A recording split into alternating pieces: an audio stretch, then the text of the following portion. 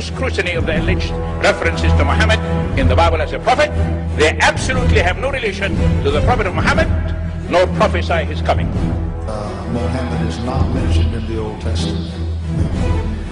Muhammad is not mentioned anywhere from Genesis to Revelation. Muhammad is God's true messenger. That's a joke.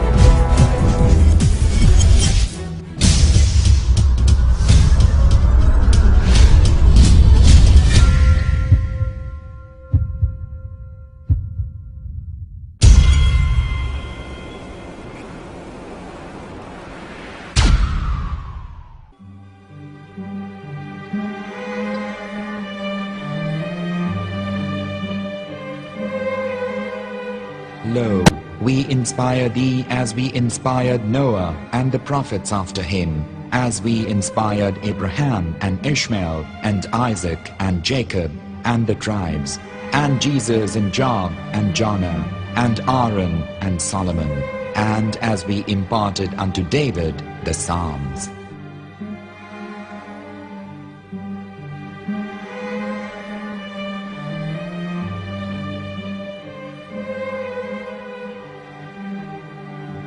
The verse we've just heard is from chapter 4 of the Quran. In the verse, God is affirming to humanity that Muhammad is indeed the recipient of a divine guidance, just as Noah, Abraham, and the rest of the prophets. However, some Christians and Jews today don't believe that Muhammad was a prophet and the covenant that God made with Abraham.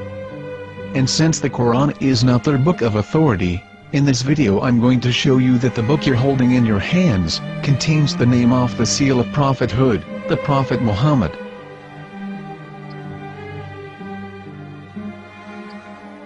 As known, the Old Testament was preserved in the Hebrew language.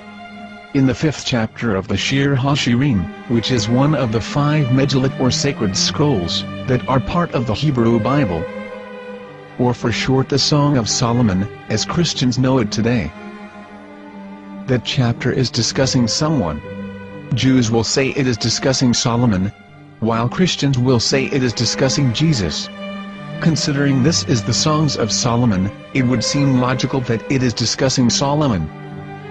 The verses, describing this mystery man, have the narrator's speech conjugated in the feminine, meaning it is a woman who is describing this man. So it is possible that it is one of Solomon's wives discussing her husband Solomon. However, Christians assert that Jesus is being discussed, and that the chapter is describing a man who was not yet alive at that point. A prophecy.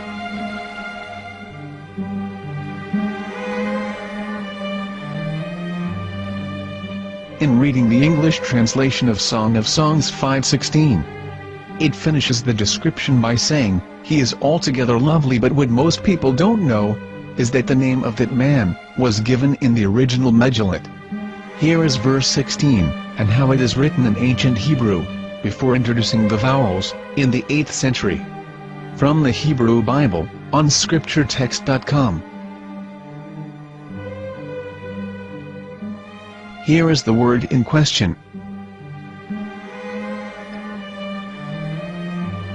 This word is made of 4 letters.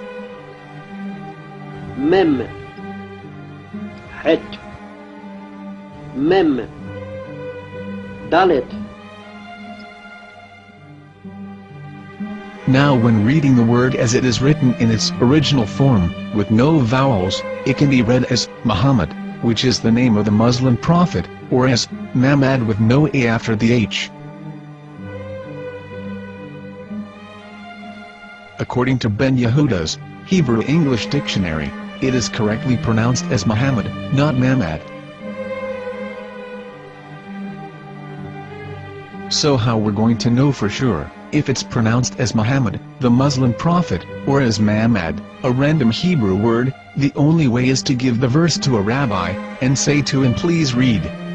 Here is the Song of Songs 5:16, and how it is read by a rabbi from a Hebrew Jewish site. Please notice, the im in Hebrew is a plural of respect. חיכו ממתקים וכולו מחמדים, זה דודי וזה רעי בנות ירושלים.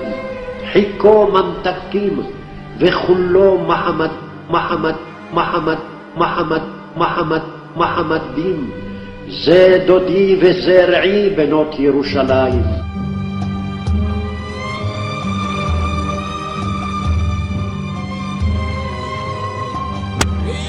Coming out from the darkness, there are no other gods but God, and Muhammad is his messenger.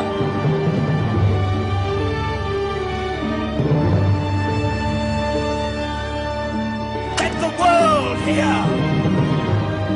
חיכו ממתקים וכולו מחמדים, זה דודי וזרעי בנות ירושלים. חיכו ממתקים וכולו מחמד, מחמד, מחמד, מחמד, מחמד, מחמדים, זה דודי וזרעי בנות ירושלים.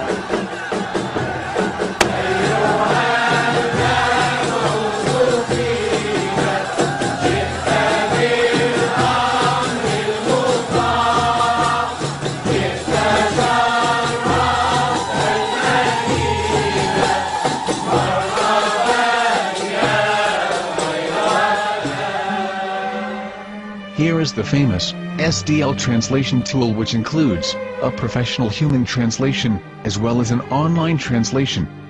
We're going to copy our Hebrew word of the Song of Songs, directly from the Jewish site.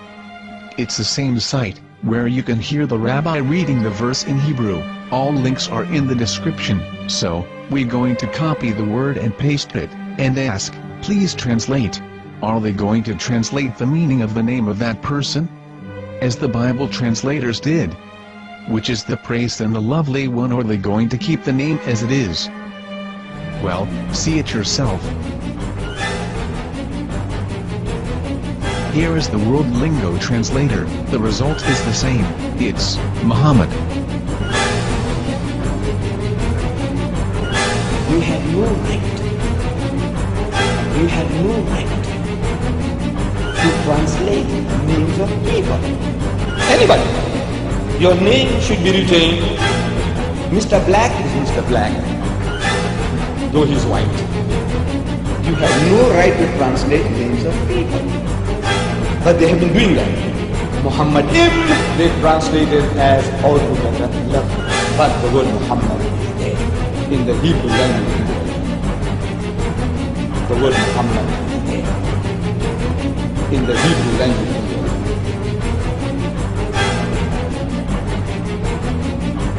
I will tell you a story from my own personal experience. Years ago, I used to spend every Sunday afternoon in a place called Speaker's Corner. And in my years down there, I got to know a Jewish rabbi. He was a very nice man. He used to listen to me, and he was always very polite and talked about Islam in a very nice way. And one day during one of our conversations after some years, I thought that it was about time I should invite him to Islam. So I said to him, you know, my friend, we have been talking now for many years, and even you have admitted to me that Muhammad is a prophet. So why then do you not embrace Islam? He said to me, we Jews, we never change our religion. I said, but half of the rabbis of Medina became Muslim. He said, that is true, but still, we Jews never change our religion. I thought, what can I say to him? He looked at me and said, listen to me, my friend. God sent to us a prophet Moses, and we didn't even listen to him. Do you think we're going to listen to another prophet after him? From another tribe? From another people? When he said that, I had nothing left to say. He knew that Muhammad was a prophet. In fact, another rabbi also came up to me and he said to me, we know Muhammad is a prophet, and he quoted to me a passage from the Bible